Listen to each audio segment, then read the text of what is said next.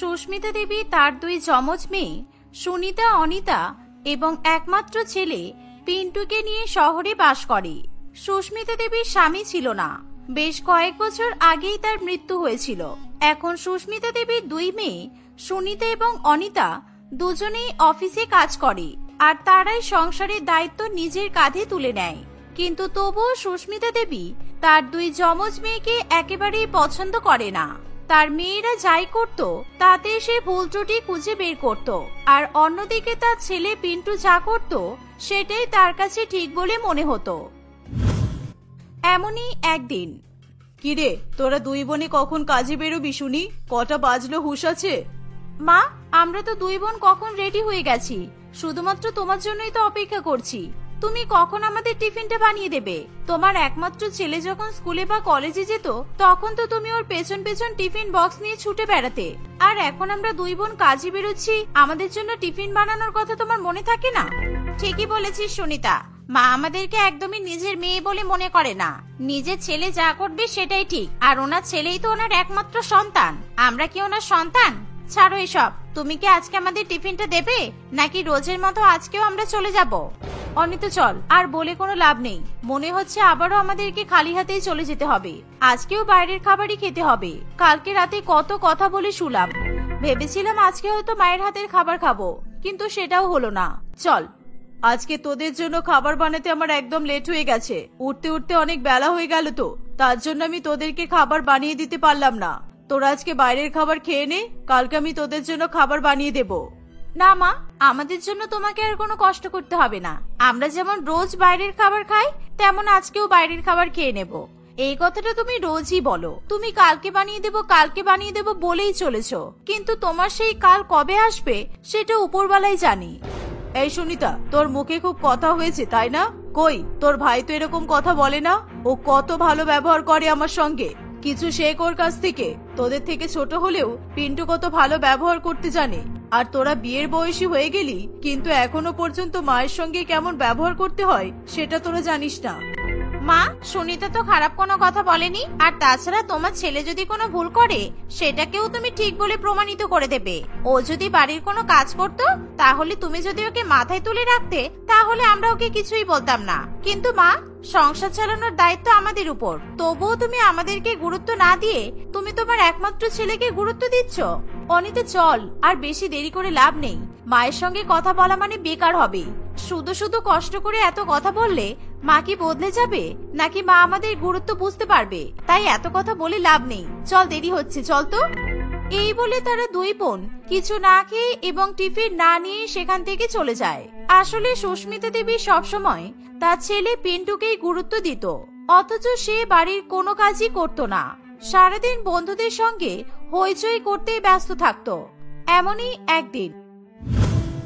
মা, ও মা, কোথায় গেলে? আমার খুব জোরে খিদে পেয়েছে, আমাকে কিছু খেতে দাও। উফ, ধুর, এখানে জুতোগুলো খুলে রেখে চলে যাবো আমি।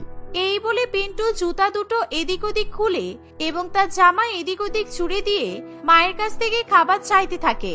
তখন সুনিতা এবং অনিতা অফিস থেকে বাড়িতে ফিরে আসে। পিন্টুর এরকম ব্যবহার দেখে সুনিতা এবং অনিতা বলে, পিন্টু, তুই তোর নিজের জিনিসগুলো ঠিকভাবে রাখতে পারিস না?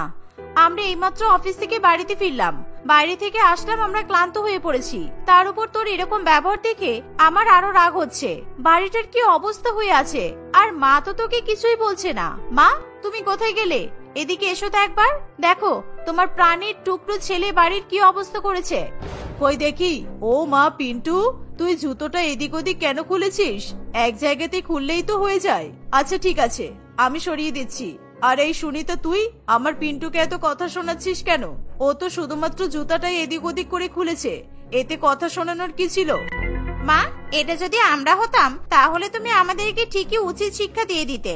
তাই আমি বলি কি, তুমি আমাদের যমজ বোনের সঙ্গে যেরকম ব্যবহার করো তেমন যদি তুমি তোমার পিন্টুর সঙ্গে ব্যবহার করতে তাহলে তোমার ছেলে এতদিনে শুধরে যেত।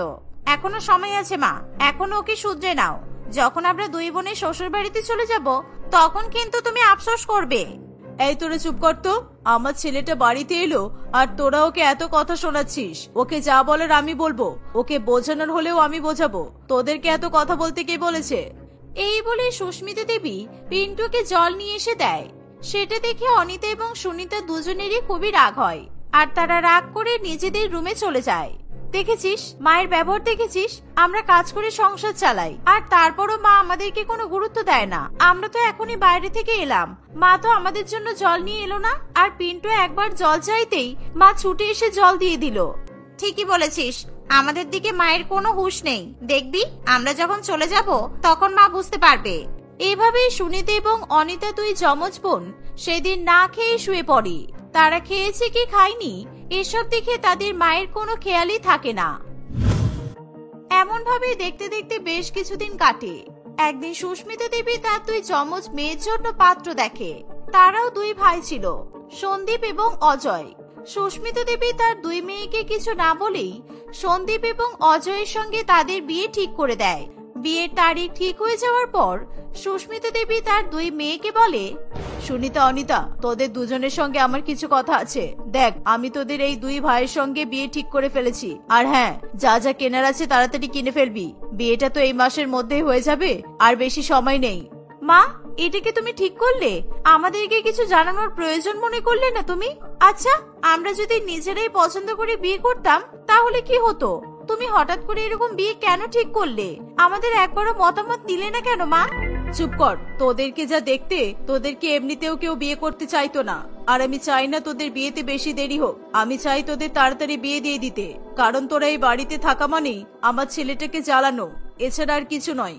দেখো মা, তুমি এরকম কথা কি করে বলতে পারলে? আমরা তো দুই বোন তোমার মেয়ে, আর তুমি আমাদের দুই বোনকে এরকম ভাবে বলছো? হ্যাঁ, আমি এরকম করেই বলছি। তোদের মত থাকুক বা নাই থাকুক, আমি তোদের একই বাড়িতে দুই বোনের বিয়ে দিতে চাই। এভাবে সুস্মিতা দেবী তার দুই মেয়ের একই বাড়িতে বিয়ে ঠিক করে দেয়। এভাবেই দেখতে দেখতে কিছুদিন কাটে। অনিতা এবং সুনিতার বিয়ে সন্দীপ এবং অজয়ের সঙ্গে হয়ে যায়। তারা দুই বোনের শ্বশুর বাড়িতে যায়। তারা দুজনে যমজ বোন হওয়ার কারণে শ্বশুর বাড়িতে অনেক সমস্যা দেখা দেয়। কোনটা ছোট আর কোনটা বড় তাদের শাশুড়ি মা তাদেরকে কিছুতেই চিহ্নিত করতে পারে না। একদিন, সুনীল খোকা আর ছোট খোকা, কোথায় গেল বৌমারা? এখনো কি ওঠেনি? বড় বৌমা, বলছি জল খাবারটা দিতে হবে তো। শাশুড়ি মায়ের ডাক শুনে অনিতা সেখানে আসে। মা, আমি তো তাড়াতাড়ি উঠে সবার জন্য খাবার বানিয়ে রেখে দিয়েছি। দাঁড়ান, আমি এক্ষুনি খাবার আনছি। বড় বৌমা, তুমি উঠে পড়েছো? তাহলে ছোট বৌমা কোথায়? কটা বাজে? এখনো ঘুম থেকে উঠলো না? দুই খোকা অফিসে যাবে বলে রেডি হয়ে গেল, কিন্তু ছোট বৌমার এখনো পাত্তা নেই। মা, আপনি আবার ভুল করলেন। আমি তো আপনার ছোট বৌমা অনিতা, আর আপনার বড় বৌমা হলো সুনিতা। আপনি সবসময় এই ভুলটা করেন, আর সবসময় আমাকে এই কথা শুনতে হয়। আর আপনি কি ভাবেন বাড়ির সব কাজ আপনার বড় বৌমা একাই করে? ও আচ্ছা, তাহলে আমার ভুল হয়ে গেছে। তোমাদের দুই বোনকে দেখতে একেবারে একই। আমি কিভাবে বুঝবো বলো তো যে কোনটা ছোট আর কোনটা বড়? এই কারণেই তো আমি সবসময় গুলিয়ে ফেলি।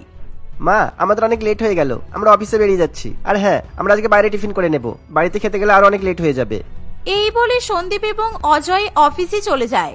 অনিতা কিছুক্ষণ পর সুনিতাকে ডেকে বাড়ির কাজকর্ম করতে থাকে। ঠিক এরকম ভাবেই পল্লবী দেবী সবসময় তার দুই বৌমাকে গুলিয়ে ফেলে। দেখতে দেখতে এভাবেই সময় কাটতে থাকে। একদিন পিন্টু তার দুই যমজ দিদিকে ফোন করে বলে, হ্যালো দিদি, মায়ের শরীর খুব অসুস্থ, তোরা যত তাড়াতাড়ি সম্ভব এখানে চলে আয়। আমি মায়ের কাছে থাকতে পারবো না, আমার একটা অনেক গুরুত্বপূর্ণ কাজ আছে, আমাকে সেখানে যেতে হবে। এই বলে পিন্টু ফোন রেখে দেয়।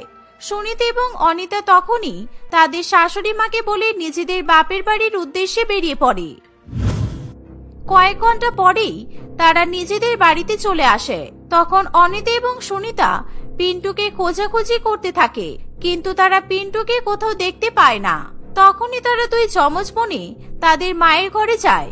মা, তোমার কি হয়েছে? পিন্টু আজকে এরকম হঠাৎ করে ফোন করে বললো, তাই আমরা চলে আসলাম। কি হয়েছে তোমার? তোমার শরীর এরকম হঠাৎ করে অসুস্থ হয়ে পড়লো কেন? আর তাছাড়া তোমাকে পিন্টু কিছু বলেছে? ও কোথায় গেছে? আমাদেরকে তো বললো অনেক গুরুত্বপূর্ণ কাজ আছে, কিন্তু এরকম অসুস্থ মাকে ফেলে রেখে ওর আবার কি গুরুত্বপূর্ণ কাজ থাকতে পারে বলো তো? তুমি তো ওকে সবসময় বেশি ভালোবাসা দিতে, আর আজকে সেই ভালোবাসার এই পরিণাম পাচ্ছ। মা, তোমার তো শরীর খুবই অসুস্থ, তবুও পিন্টু কিভাবে বাড়ি থেকে চলে গেল? তুমি এখনই ওকে ফোন করো আর বাড়িতে আসতে বলো। আমরা কতদিন এরকম ভাবে এখানে থাকবো বলো? আমরা তো আজ আছি, কালকে নেই, তখন কি হবে তোমার? সত্যি রে মা, আমারই ভুল হয়েছে যে আমি ছেলেকে এত ভালোবাসা দিয়েছি। আজকে ওই ছেলেই আমাকে না দেখে কোথায় চলে গেছে। আজকে আমার পিন্টু আমাকে দেখলো না, কিন্তু যাদেরকে আমি একদমই গুরুত্ব দিতাম না আজকে তারাই এসে আমার মাথায় হাত বোলাচ্ছে। আমাকে ক্ষমা করে দে মা, তোরা একবার পিন্টুকে ফোন কর আর দেখ না ও কোথায় আছে। মায়ের কথা শুনে সুনিতা পিন্টুকে ফোন করে, কিন্তু পিন্টু তার ফোনটা কেটে দেয়। ফোন কেটে দেওয়ার পরেই দরজায় ঠকঠক করে আওয়াজ শোনা যায়। তখন সুনিতা এবং অনিতা দুই বোনে মিলে দরজা খোলে এবং তারা দুজনেই চমকে ওঠে। পিন্টু, তুই কাকে সাথে করে নিয়ে এসেছিস? মায়ের শরীর অসুস্থ, তুই এরকম অবস্থাতে একটা মেয়েকে বাড়িতে নিয়ে এসেছিস? দাঁড়া, আমি মাকে গিয়ে এক্ষুনি বলছি। দেখ পিন্টু, মা তোকে কিন্তু অনেক ভালোবাসে, আর তুই একবারও তো মায়ের কথা চিন্তা করিস না। এই বলে অনিতা চুপ করে যায়। সুনিতা তার মাকে আস্তে আস্তে ধরে তুলে নিয়ে আসে। সুস্মিতা দেবীও তার ছেলেকে দেখে অবাক হয়। পিন্টু, তুই এটা কি করলি খোকা? মা, এটা তোমার বৌমা। আসলে আমি পূজাকে অনেক ভালোবাসতাম, তাই আজকে তোমার শরীর অসুস্থ থেকে বিয়ে করে নিয়ে চলে এসেছি। আমাকে ভুল বোঝো না। আর হ্যাঁ, আমি তোমাকে অত গুরুত্ব দিতাম না ঠিকই, কিন্তু যখন দিদিরা চলে গেল তখনই আমি তোমাকে বুঝতে পেরেছি। আমাকে ক্ষমা করে দিও। আর দিদি, আমার জন্য মা তোদেরকে অত বেশি গুরুত্ব দিত না, কিন্তু আজ তোরা এসে মাকে ঠিকই দেখলি। আমাকে তোরা সবাই ক্ষমা করে দিস। এভাবেই তারা তিন ভাই বোন মিলে সুস্মিতা দেবীকে সুস্থ করে তোলে। সুস্মিতা দেবী নিজের ভুলটা বুঝতে পেরে দুই যমজ মেয়ের কাছে ক্ষমা চায়। কিছুদিন পর তারা দুই বোনে আবার নিজেদের শ্বশুর বাড়িতে ফিরে যায়। আর এদিকে পিন্টু তার বউকে নিয়ে এবং মাকে নিয়ে সুখে শান্তিতে জীবন কাটাতে থাকে।